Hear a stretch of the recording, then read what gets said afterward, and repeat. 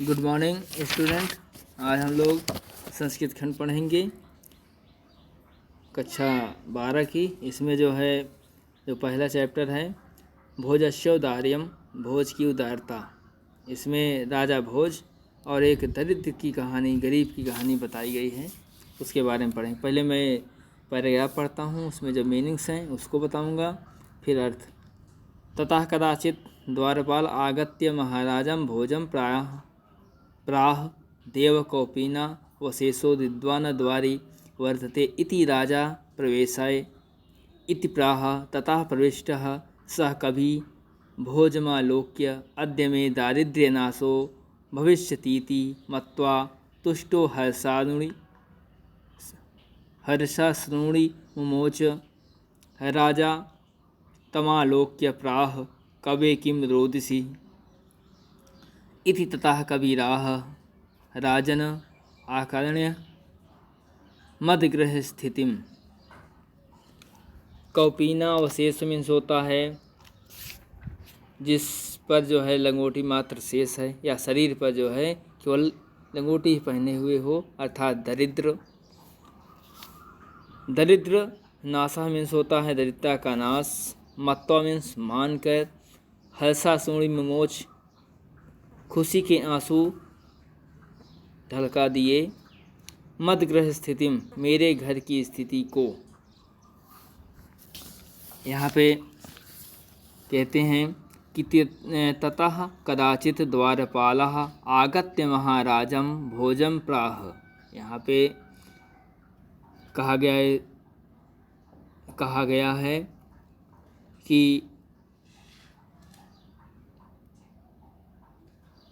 इसके बाद, तदा कदाचित इसके बाद, तभी द्वारपाल ने आकर महाराज भोज से कहा, देव कौपीनावशेषो विद्वानः द्वारी वर्तते।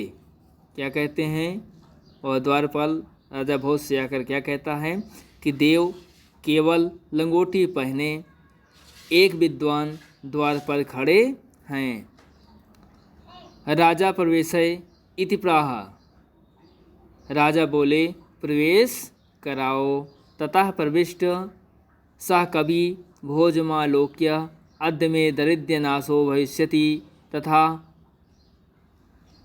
मत्वा तुष्टो हर्षाश्रुणि मुमोचः।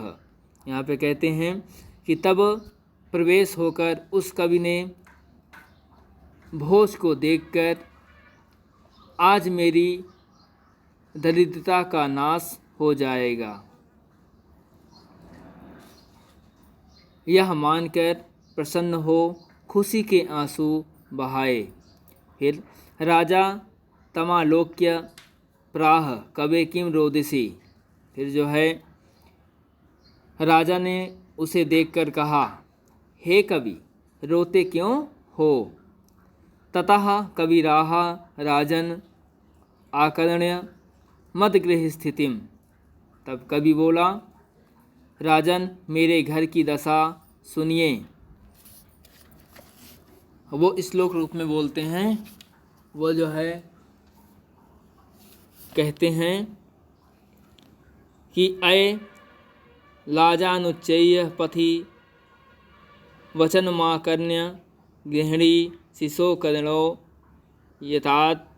यत्नात् सुपिहितवती दीनवदना मयि क्षीणोपाये यत्कृतं दृशा वश्रुबहुले तदन्तशल्यं मे त्वमसि पुनरुद्धर्तुमुचितः। यहाँ पे क्या कहते हैं?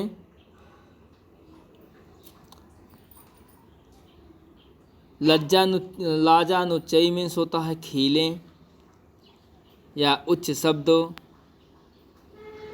सुपिहित वती अच्छी तरह बंद कर दिए। दीन वदना मीन्स होता है दीन मुख वाली। क्षीणोपाये हीन साधन वाले, धनहीन पर। दृशा वस्त्र बहुले आंसुओं से भरी दृष्टि। यदि कृत जो कि तदंत शल्यम, हृदय में गड़े उस कांटे को उधर तुम उचितः निकालने में समर्थ हो। अब वो जो है कवि उस राजा से अपनी दीन दशा को बता रहा है, कह रहा है, क्या कहता है कि अय लाजानुच्चय पथि वचनमाकर्ण्य गृहिणी, कहते हैं कि रास्ते पर ऊंचे स्वर से अरे खीले लो की आवाज़ सुनकर मेरी दीन मुख वाली पत्नी ने बच्चों के कानों को संभाल कर बंद कर दिया। शिशो कर्णव यत्नात् सुपिहितवती दीनवदना, फिर से सुन लो कि अय लाजानुच्चय पथि वचन माकर्ण्य गृहिणी शिशो कर्णो यत्नात् सुपिहितवती दीनवदना, कहते हैं कि रास्ते पर, घर से बाहर यानी रास्ते पर खीले बेचने वाले के द्वारा ऊंचे स्वर में अरे खीले लो की आवाज़ सुनकर मेरी दीन मुख वाली पत्नी ने बच्चों के कानों को संभाल कर बंद कर दिया। मई क्षीणोपाये यत्कृतं दृशावश्रुबहुले तदन्तशल्यं मे तमसि पुनरुद्धर्तुमुचितः, ये कहते हैं कि और मुझ दरिद्र पर जो आंसुओं से भरी दृष्टि डाली वह मेरे हृदय में कांटे की तरह गड़ गई, जिसे निकालने में आप ही समर्थ हैं, या आप उसके उस कांटे को निकालने योग्य आप ही हैं। फिर नीचे पैराग्राफ, राजा शिव शिव इति उदीरयन् प्रत्यक्षरं लक्ष्यं दत्त्वा प्राह त्वरितं गच्छ गेहं तद्गृहिणी खिन्ना वर्तते अन्यदा भोजः श्रीमहेश्वरं नवितुं शिवालय मभ्यगच्छत् तदा कोऽपि ब्राह्मणः राजानं शिवसन्निधौ प्राह देवः। यहाँ पे जो है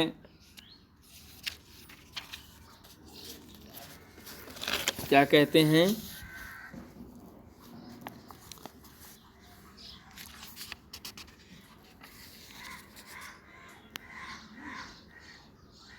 उदीरयन मीन्स के कहते हुए, मीनिंग बता देते हैं पहले। उदीरयन मीन्स होता है कहते हुए, शिव सन्निधो मीन्स होता है शिव जी के समीप, दान दानवैरिणः भगवान विष्णु द्वारा। यहाँ पे कहते हैं कि राजा शिव शिव इति उदीरयन प्रत्यक्षरम लक्ष्यम दत्त्वा प्राह, यहाँ पे कहा गया है कि राजा ने शिव शिव कहते हुए प्रत्येक अक्षर के लिए 1-1 लाख रुपए देकर कहा, त्वरितं गच्छ गेहं तद्गृहिणी खिन्ना वर्तते, या कहते हैं कि तुरंत घर जाओ, तुम्हारी पत्नी दुखी हो रही होगी। अन्यदा भोजः श्रीमहेश्वरं नमितुं शिवालयमभ्यगच्छत्, दूसरे दिन भोज शिव जी को प्रणाम करने शिवालय गए। तदा कोऽपि ब्राह्मणः राजानं शिवसन्निधौ प्राह देवः, वहाँ किसी ब्राह्मण ने शंकर के समीप जाकर कहा, क्या कहते हैं कि अर्धदान वरेण्यः ऋणः गिरिजा याप्यर्धः शिवश्यामः हृतं देवेत्थं जगतीतले पुरहरा भावे समुन्मीलति गंगा सागरम वरम शशिकला नागाधिपः धीपः क्षमातलं सर्वज्ञत्वं मधीश्वरमगतं त्वं मां तु भिक्षाटनम्। ये कहते हैं इसमें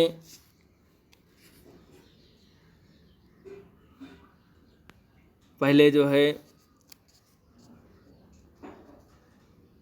गिरजा याप्यधर्धम अर्धम मीन्स होता है पार्वती जी द्वारा भी।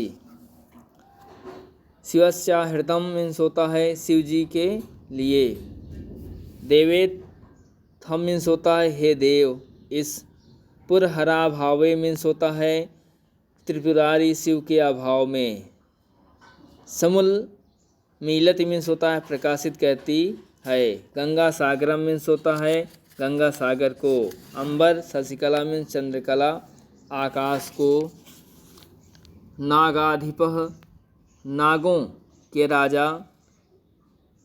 छपात लम मीन्स होता है पृथ्वी तल को। भिक्षाटनम मीन्स होता है भिक्षा के लिए घूमते फिरना। अब वो कहते हैं कि अर्धम दान वैरे ऋणा गिरजा या पर्ध शिवस्याहृतम देवेथम जगदीतले पुरहरा भावे समुन्मीलति। यहाँ पे कहते हैं कि भगवान शंकर की आधी देह दानवैरी अर्थात भगवान विष्णु ने ले ली है।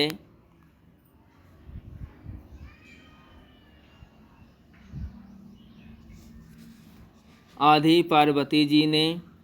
तब हे देव इस पृथ्वी तल पर गंगा भगवान शिव के देह रहित हो जाने पर सागर को सुशोभित करने लगी। फिर गंगा सागरम अंबरम शशिकला नागाधिपः क्षपलम सर्वज्ञ त्वमधीश्वर त्वम गतम त्वां मां तु भिक्षाटनम। कहते हैं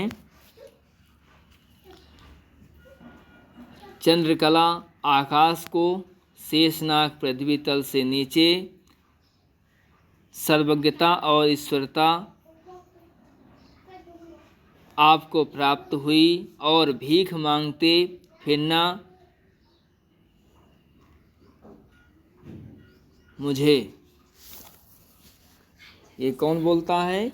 ये जो है राजा भोज बोलते हैं। फिर से सुन लो क्या कहते हैं, फिर से बता देता हूँ। ये पैराग्राफ थोड़ा सा कठिन है। अर्धदान वैरिणः गिरजायाप्य धर्म अर्ध्यम शिवस्याहृतम। क्या कहते हैं कि भगवान शंकर की आधी देह दानवैरी अर्थात भगवान विष्णु ने ले ली और गिरजा या पर्ध शिवाहृतम कहते हैं पार्वती जी, आधी पार्वती जी ने। तब देवेत्थम जगदी तले पुर हरा भावे समुल मीलति। कहते हैं हे देव इस पृथ्वी तल पर गंगा भगवान शिव के देह रहित हो जाने पर सागर को सुशोभित करने लगी। गंगा सागरम्बरम शशिकला नागाधिपः क्षमातलं सर्वज्ञ त्वमधीश्वर त्वमगतं त्वां मां तु भिक्षाटनम। कहते हैं कि और चंद्रकला आकाश को, शेषनाग पृथ्वी तल से नीचे, सर्वज्ञता और ईश्वरता आपको प्राप्त हुई और भीख मांगते हुए फिरना मुझे। यहाँ पे जो है कहा गया है कि इस भगवान शंकर के समस्त जो गुण हैं वो विभिन्न स्थानों पर बट गए हैं। फिर आगे क्या है?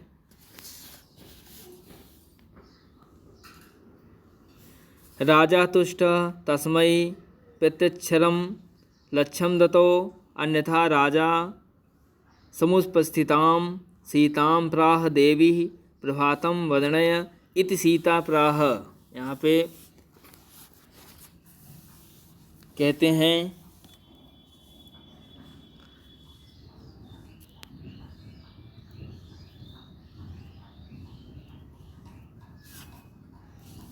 राजा तुष्ट तस्मै प्रत्यक्षरम लक्ष्यम दत्तो।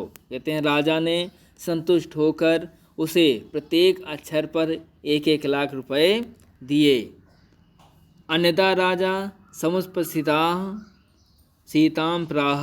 कहते हैं अन्य किसी दिन राजा के ने पास में स्थित सीता नाम की किसी कवित्री से कहा, देवी प्रभातम वर्णय इति सीता प्राह।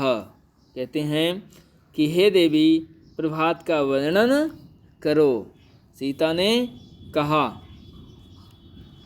फिर से बता दूं कि राजा तुष्ट तस्मै प्रत्यक्षरम लक्ष्यम ददो अन्यदा राजा समुपस्थिता सीतां प्राह देवी प्रभातम वर्णय इति सीता प्राह।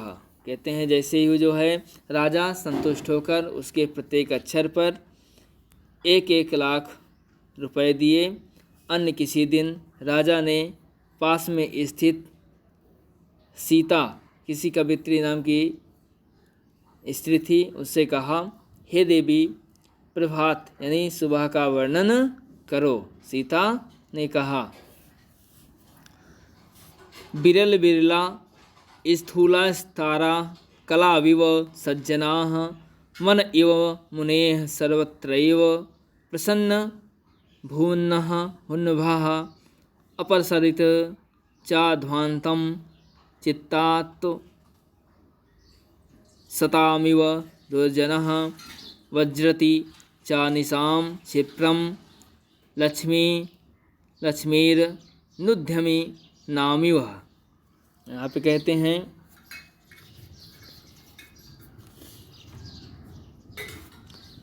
स्थूला तारा बड़े तारे, बिरल बिरला मीन्स थोड़े थोड़े, कलावी मीन्स होता है जैसे कलयुग में, प्रसन्नम भून्नभाः मीन्स होता है आकाश निर्मल हो गया, ध्वांतम मीन्स होता है अंधकार,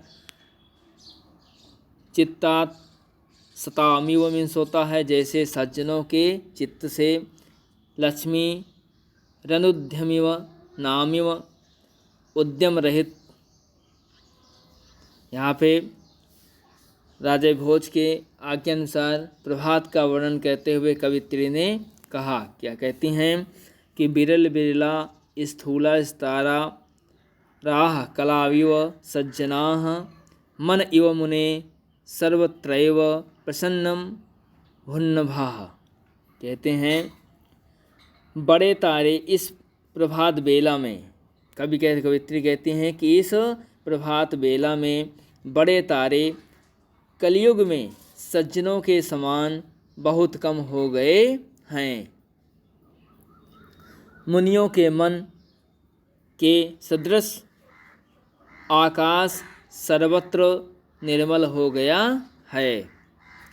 अपसरित च ध्वांतम चित्तात सतामिव दुर्जनः वज्रति सा निशा क्षिप्रम लक्ष्मीरनुद्यमी नामिव। कहते हैं अंधकार सज्जनों के चित्त से दुर्जनों के समान दूर हो गया है और रात्रि उद्योग रहित व्यक्ति की समृद्धि के समान शीघ्र ही समाप्त होती जा रही है।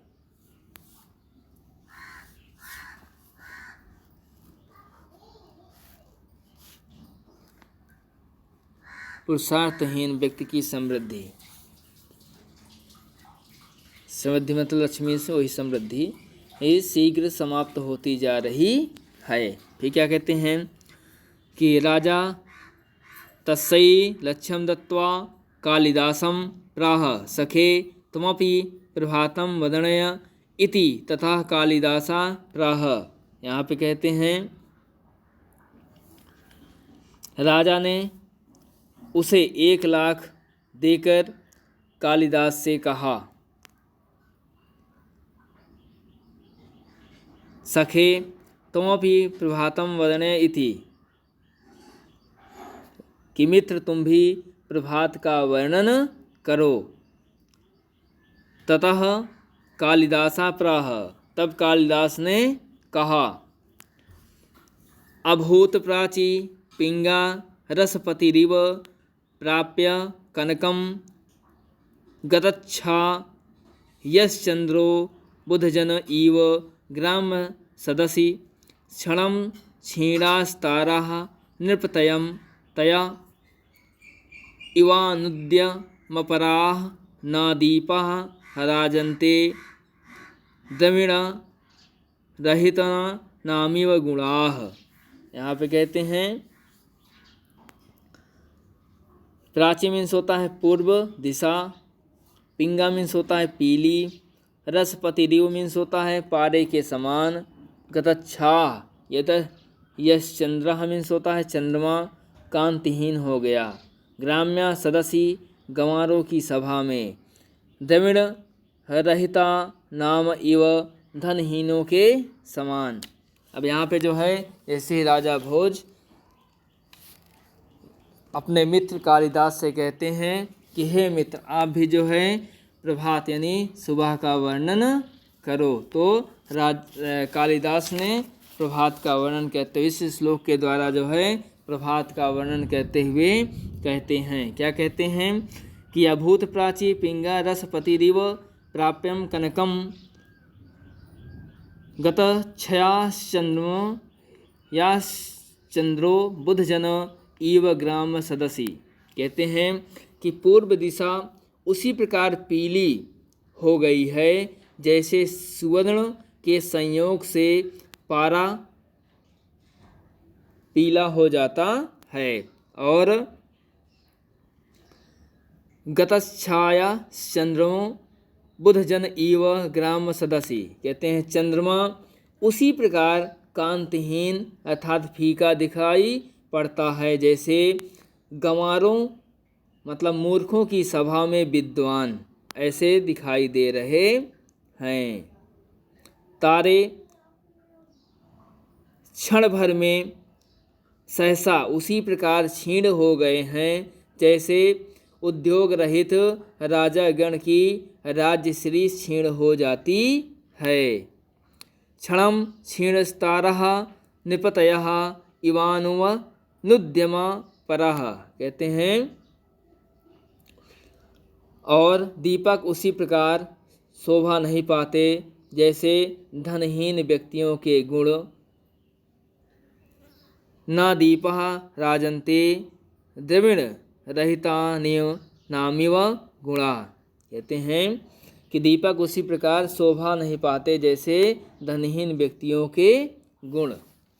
फिर से बता देता हूँ कि अभूत प्राची पिंगा रसपतिरिव प्राप्य कनकम गतच्छाय यश्चंद्रो बुधजन इव ग्राम सदसी, कहते हैं कालिदास कहते हैं अभूत यानी पूर्व दिशा, प्राची मीन्स दिशा, पूर्व दिशा उसी प्रकार पीली हो गई है जैसे सुवर्ण के यानी सोने के संयोग से पारा पीला हो जाता है।